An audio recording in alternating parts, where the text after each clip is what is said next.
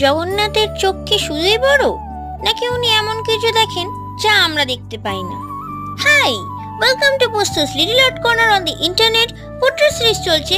If you are new here then আমার সাথে থেকো, আর যদি তোমরা পোস্টকে আগে থেকেই চিনে থাকো তাহলে নতুন করে ভালোবেসো।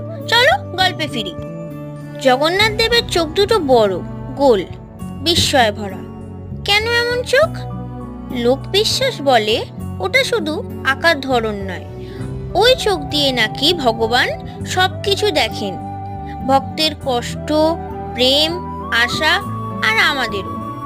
কেউ কেউ বলে ওটা জন্ম ও মৃত্যুর মাঝখানের চিরন্তন দৃষ্টির প্রতীক। কারণ জগন্নাথ শুধু মন্দিরে নন, তুমি যখন আঁকো, অনুভব করো, ভালোবাসো, তখন তিনি দেখেন চুপচাপ। আজকের কাহিনীটা কতটা সত্যি মনে হলো কমেন্টে জানিও। আজকের মতো টাটা।